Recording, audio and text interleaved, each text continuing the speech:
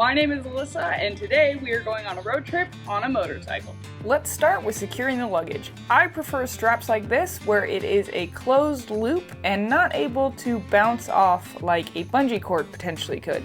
And with some simple modifications for luggage and a spare gas can, I've also rigged up a USB port to keep everything charged.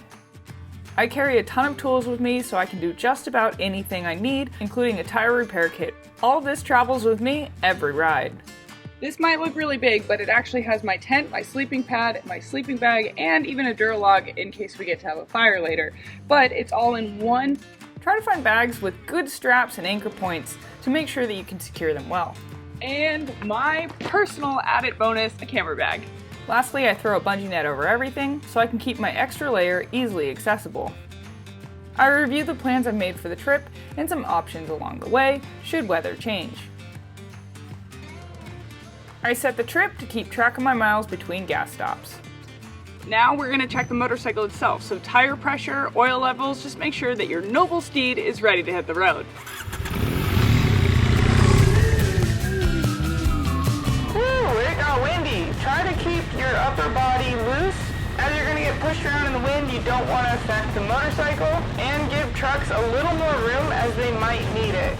Gas stops aren't just to fuel the bike, but also yourself. Snack breaks can help keep your energy levels high. Non-perishables do a great job of traveling on the bike. Stretch yourself out to avoid cramping up, and just kind of mentally check yourself.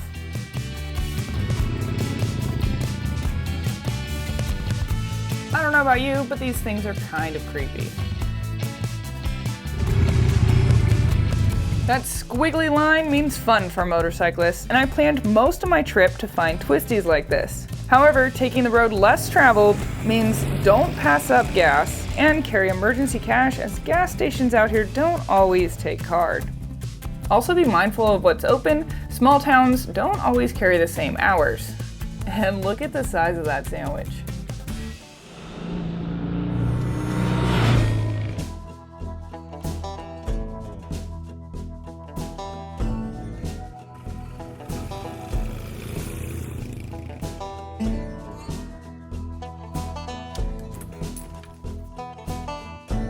Alright, we made it to the lodge tonight. I'm kind of happy that we're doing the lodge tonight because it's going to be 24 degrees up here and then we will camp tomorrow. But good day, lots of twisties, and it's beautiful up here.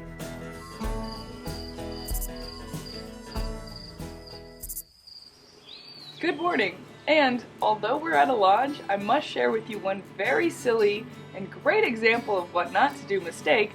Forgot to take beef sticks out of the saddlebag, and at about 3 a.m. in the morning, we had a little visitor from a bear who was curious and managed to poke a hole in my saddlebag and in an energy drink that I had there. Tonight, while we are dry camping, we are going to be practicing that golden rule of no food on the bike or in camp.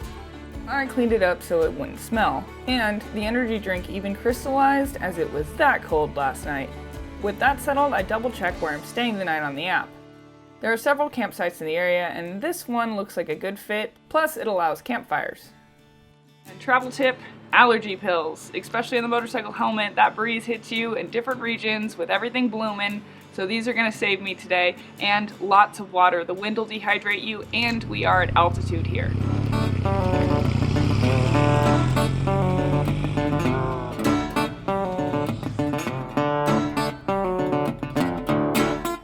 Myself some pretty decent gas station chicken, keeping it super simple tonight in case there isn't food nearby, a sandwich for later, an extra log for the fire, and of course water. So we kind of came up and now we're going to go down into Carrizo Plain. It runs on the San Andreas fault line, and I found some friends, some cows. So far we've done about 7 miles on this dirt road. This would be a great place for a dual sport, but I've got a street bike. So if you ever find yourself on your street bike off-roading like this, take it easy, it's not a race, and use your rear brake or engine braking. The front brake is not your friend here. This stuff is measuring the fault slip in earthquakes. Should we shake it? You end up in like fault line cracks randomly. Alright, Carrizo Plain, where are all the wildflowers? It's spring, and the way that I remember it is purple and yellow flowers as far as the eye can see. It's sad that the droughts have affected it this way. and it's left it kind of an eerie place, with remnants of old farm equipment and absolute silence, with the occasional curious cow. And the campsite down the road, very different, with large oak trees. Grab a rock or a piece of wood, just give it a little extra surface area to rest on. All my camping gear was in the large bag on my bike, and yes, there are smaller tents and options. In fact, backpacking equipment makes a great option.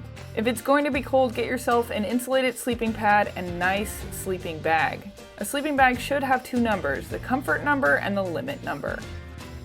Baby wipes make a great camp shower, and earplugs, whether it's wind or someone being loud, don't camp without them. And motorcyclist hack, since you rode here on gasoline, use a napkin and boom, who needs lighter fluid? Got my lazy gas station sandwich to heat it up, make it like a grilled cheese. Could I have cooked something? Yes. Was this a million times easier? Yes to that as well. This will do. Tomorrow I'm going to continue my ride, but as for me and you, this is where I leave you. Check out the link in the description for more information below, and have a good night. Mm-hmm.